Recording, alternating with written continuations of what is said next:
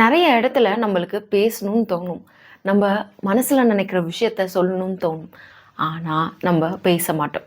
நம்மளோட ட்ரீம்ஸு, நம்மளோட ஒப்பீனியன்ஸ், நம்ம என்ன யோசிக்கிறோம், இதெல்லாம் பண்ணணும்னு சொல்லணும்னு தோணும். ஆனால் நம்ம சொல்ல மாட்டோம். இது மாதிரி நீங்கள் மட்டும் இல்லைங்க, நிறைய பேர் நம்ம அப்படி தான் இருக்கிறோம். ஏன்னா நம்ம பயப்படுறோம் நம்ம வெளியே தெரிஞ்சிடுவோம் அப்படின்னு சொல்லிட்டு. நம்ம இருட்டுக்காக பயப்படுறோமோ இல்லையோ, ஆனால் வெளிச்சத்துக்கு வர ரொம்பவே பயப்படுறோம். ஏன்னா மற்றவங்க நம்மளை எப்படி பார்ப்பாங்க, மற்றவங்க நம்மளை எப்படி யோசிப்பாங்க அப்படின்னு சொல்லிட்டு இந்த ஜட்ஜ்மெண்ட்குள்ளே போகக்கூடாது அப்படின்றதுக்காக நம்மளையே ஒளிச்சு வச்சுக்கிறோம் பயம்ன்ற ஒரு விஷயத்துக்குள்ள. நீங்கள் எப்பயானும் இப்படி ஒளிஞ்சிக்கிறது ஓகே, சேஃபில் நம்ம இதுக்கு வெளியே தெரியணும் அப்படின்னு நீங்கள் நினச்சிங்கன்னா இந்த வீடியோ உங்களுக்காக தான். Hi everyone, welcome to rise and empower. என் பேர் ஸ்னேகா, நான் ஒரு ஸ்பீக்கர். இந்த பயம் எப்போ இருந்து ஆரம்பிக்குது?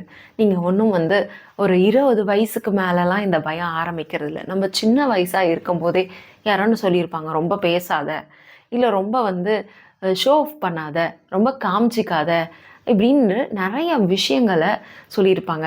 எக்ஸாம்பிளுக்கு இந்த அப்பா படத்தில் அவர் எப்பயுமே சொல்லி அனுப்பார் பார்த்தீங்களா, சின்ன வயசுலேருந்தே நம்ம இருக்கிற இடம் தெரியாமல் இருந்துக்கணும். வீட்டிலே கூட நிறைய விஷயங்களை இது மாதிரி சொல்லியிருப்பாங்க. அப்போ அந்த இடத்துலேருந்து உங்களுக்கு பயம் ஸ்டார்ட் ஆகியிருக்கும்.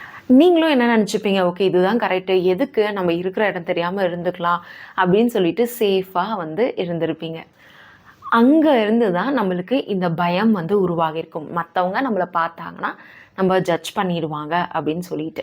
ஒரு சைக்காலஜிக்கல் டேர்ம் இருக்குது, ஸ்பாட்லைட் எஃபெக்ட். அதாவது எல்லாருமே நம்மளோட எல்லா மூமெண்ட்டையும் கவனிக்கிற மாதிரியும் நம்மளை ஜட்ஜ் பண்ணுற மாதிரியும் நம்ம யோசிப்போம்.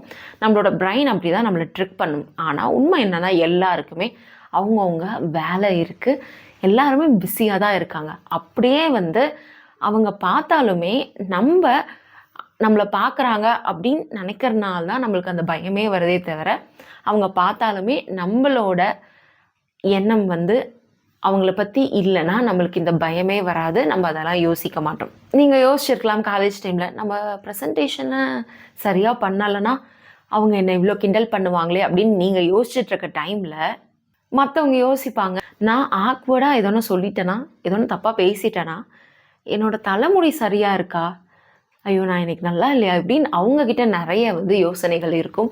அதனால் நிறைய டைம் நிறைய பேர் நம்மளை கவனிக்க மாட்டாங்க. நம்ம எப்படி மறைஞ்சிக்கிறோம், அதாவது இந்த பயம் நம்மக்கிட்ட இருக்குன்னு நம்ம நிறைய டைம் ரியலைஸ் பண்ண மாட்டோம். ஒரு மாஸ்க்குள்ளே போய் நம்ம மறைஞ்சிப்போம்.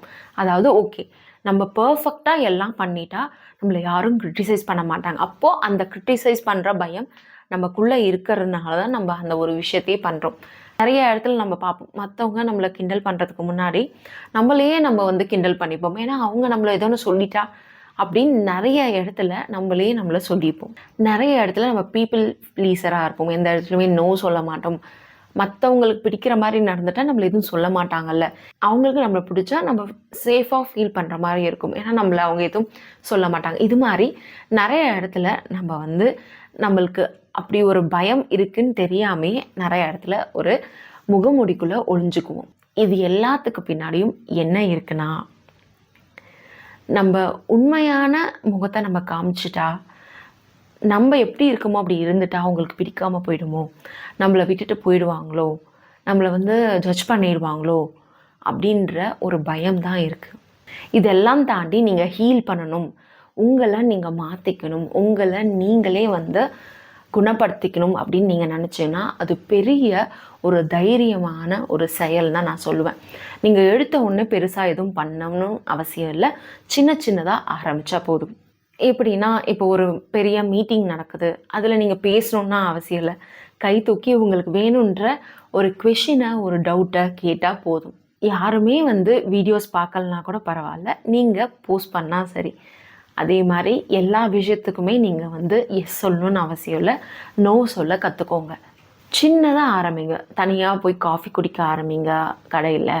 அதே மாதிரி தனியாக நிறைய விஷயங்களை செய்ய ஆரம்பிங்க.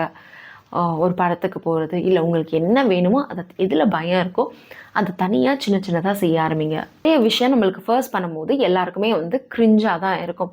என்ன இப்படி வந்து வீடியோ போடுறாங்க, இன்னும் நல்லாவே இல்லை அப்படின்னு நிறைய பேர் சொல்ல ஆரம்பிப்பாங்க தான். ஆனால் அங்கே என்ன முக்கியம் அப்படின்னா, ஏதோ ஒரு விஷயம் ஃபர்ஸ்ட் பண்ணும்போது என்ன முக்கியம் அப்படின்னா, நம்ம ஒரு விஷயத்த பண்ணுறோம், ஒரு விஷயத்த வந்து ட்ரை பண்ணுறோம், அதுதான் முக்கியம். பீப்புள் ஜட்ஜ் பண்ணுவாங்க தான், ஆனால் அவங்களோட லிமிட்லேருந்து அவங்களோட தாட் ப்ராசஸ்லேருந்து அவங்க ஜட்ஜ் பண்ணுறாங்க. ஆனால் நம்மளோட விஷயத்த செஞ்சுட்டே இருக்கணும்.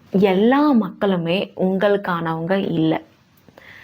ஒரு விஷயம் நீங்கள் பண்ண ஆரம்பிச்சிங்கன்னா உங்களுக்கான சரியான மக்கள் உங்களை கண்டுபிடிப்பாங்க. உங்களோட இன்னர் சைல்டை ஹீல் பண்ணுங்க. அதாவது உங்களோட குழந்தை, உங்களோட மனசு தான் உங்களோட குழந்தை. ஒரு 7 வயசில் நீங்கள் அப்படியே இருந்திருந்தாலும் வந்து எல்லாருமே வந்து ஓகே இப்படி இருந்தாலும் நீ எப்படி இருந்தாலும் ஓகே தான், நீ பண்ணுறது ஓகே தான் அப்படின்னு வந்து யாராலும் அக்செப்ட் பண்ணியிருந்தாங்கன்னா அந்த காயம் வந்திருக்காது. ஃபஸ்ட்டு நம்மளை அக்செப்ட் பண்ணணும். ஆனால் அந்த வயசில் நம்மளுக்கு தெரியாது.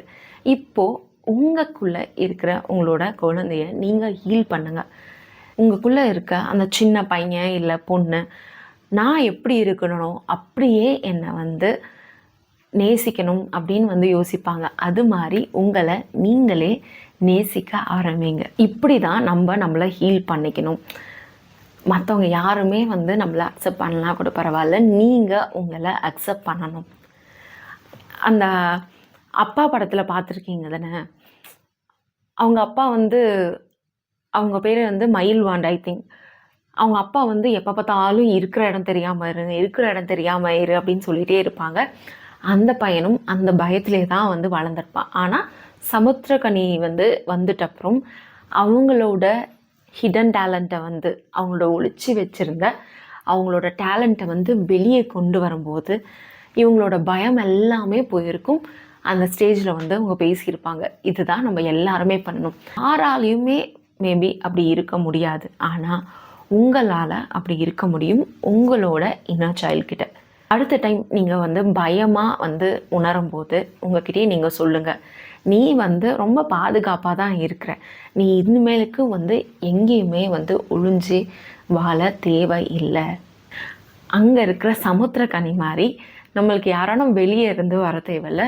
நீங்கள் உங்களே அக்செப்ட் பண்ணிவிட்டு உங்களே ஹீல் பண்ணால் போதும். கண்டிப்பாக எல்லாருக்கும் இந்த வீடியோ யூஸ்ஃபுல்லாக இருந்திருக்கும். பிடிச்சிருந்தா லைக் பண்ணுங்கள், ஷேர் பண்ணுங்கள், சப்ஸ்கிரைப் பண்ணுங்கள். இது மாதிரி ஒளிஞ்சிட்ருக்கவங்களுக்கு உங்களோட ஃப்ரெண்ட்ஸுக்கு ஷேர் பண்ணுங்கள், யூஸ்ஃபுல்லாக இருக்கும். இதே மாதிரி நெக்ஸ்ட்டு ஒரு யூஸ்ஃபுல்லான ஒரு வீடியோவில் நம்ம பார்க்கலாம். நம்ம எல்லாருமே சேர்ந்து நம்மளோட வாழ்க்கையை அடுத்த கட்டத்துக்கு எடுத்துகிட்டு போகலாம். ரொம்ப நன்றி. தேங்க்யூ. பாய் பாய்.